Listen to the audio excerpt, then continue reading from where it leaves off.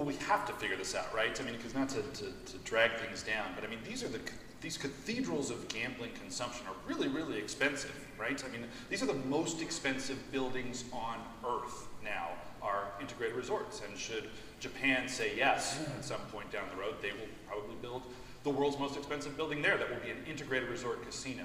One wonders whether that's a problem at a moment where people can consume gambling and gambling-like products in far, far cheaper confines where the mortgage payments aren't quite what you all have to pay for these most expensive buildings on Earth. So while this has been the debate going back to the dawn of time, one wonders whether this time really is different, to invoke the phrase we heard quite a bit during the Great Recession, and whether there is sort of something to this moment, a moment where Uber, where if you told me Uber, I'm a fifth generation Las Vegas, if you told me Uber just 10 minutes ago was going to come in and really threaten our all-powerful taxi cab authority in Southern Nevada, I would have said, you're insane. You don't understand my hometown and the way taxis work here. And yet it's happened, right? So again, is this that kind of a moment, and is G2E the space? Sure. I mean, I think if you look at Starbucks and how they took something as bland as coffee, a commodity, and turned it into an exciting experience, there's a great example of something that everyone would have said is a saturated market. There's no excitement. You drink a cup of coffee and that's it. Take Apple and what they did to the iPhone. I mean, the phone is the phone is the phone, right? You talk on it, right? What did they create? A complete different customer experience was something that was really new to the world, right? So there's thousands of examples of this where innovation has turned an industry into a big growth platform. And I think that's where we are. I think that we've been doing it the same old way for a long time, and it's time to innovate. Gavin, you've got every kind of platform, famously, at Side Games. Where do you see the growth in the near term or the long term there? Which of all of those many toys that you have, if you had to pick a favorite child, and I realize that's... I love all my babies. They're all your babies. What are you excited about? Well, I think the integrated... of all the products, the one we make the least money on is our SG Universe, which is where you bring land-based and online together. But we do think that's a great bridge to the future, because I do believe that that's something... in every sector, we're obviously having to innovate, and that's what we do. We support our old products, but at the same time, putting money into new developments, new things, testing things. You mentioned social gaming. That gives us a lot of data. We just launched our first game. Previously, the manufacturers have been taking old titles and monetizing them. Now we've just launched our first game and doing A/B tests on that. And if it works, we bring it back to the casino side. So that's been one of the strategies. But from a growth perspective, we talk a lot about here integrated resorts, obviously, because Greg and Mark and things like that. But you've got to remember that probably 80% of our customers aren't integrated resorts. And there's a lot of gaming that goes on, maybe not saturated out in markets where there's lots of growth. So again, working with not just data from here, but data from everywhere, and coming up with games that will work in different markets. I still think there's growth across the whole portfolio. So Greg, one of the things is you and I were talking about different issues we could discuss up here. You said, we had sort of the standard sports wagering question. Another question sort of has to be up here. But you had said, let's play with that a little more. Let's sort of expand that out and think about all the different ways in which sports and gambling and all the different types of new products that potentially could be incorporated into your environments will be. So why don't you run a little bit with that? Where do you think sports wagering fits into your business model, say 10 years out from now? Where do you see the next generation of sports gamblers playing? Sure. So, it's interesting. If you look at Europe, where sports wagering is legal, I mean, it's a very big business over there and successful.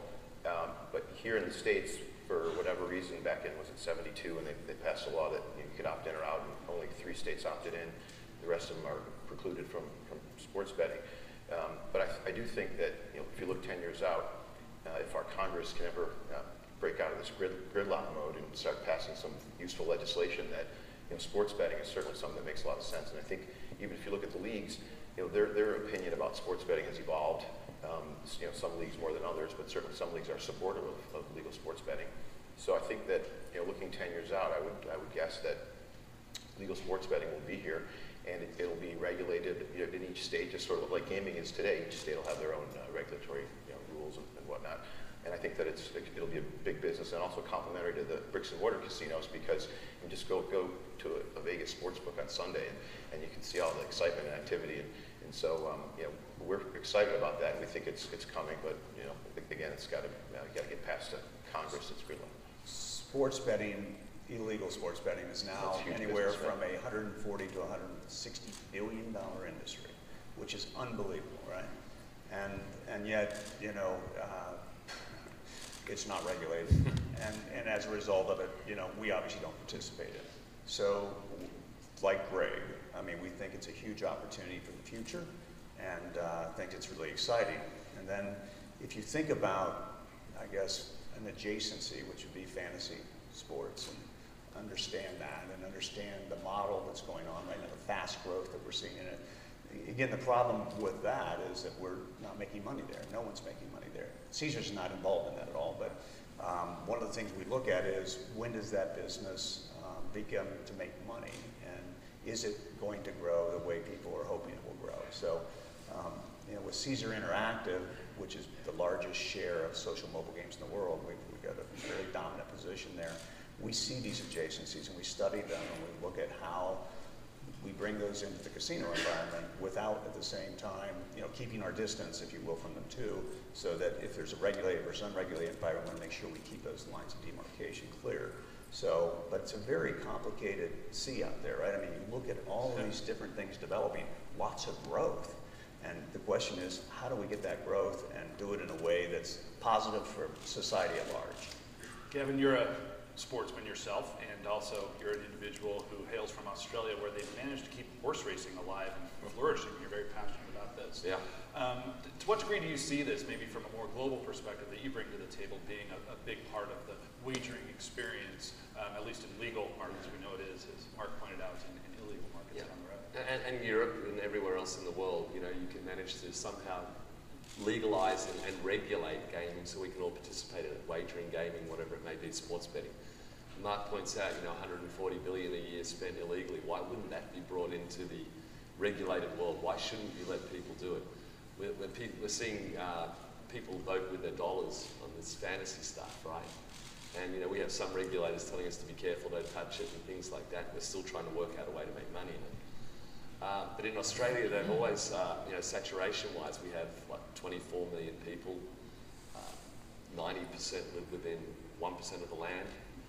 And, you know, you can't walk, you know, more than 100 meters without basically coming across a slot machine. And yes, you have social issues with people making it a big social issue, but wagering on every corner, that's not a problem on anything. You know, two cockroaches running up a wall, which one's going to win? And I think that may be a bit extreme, but I think on anything else, why not? Because people are doing it. So do it in a way where it actually makes some value and adds some good, and you can protect the integrity of it. You know, and that's the whole reason that the casinos are regulated and that we're all regulated is the integrity to protect the player. Yet we allow this thing to go on the outside of it and not bring it in. It's crazy.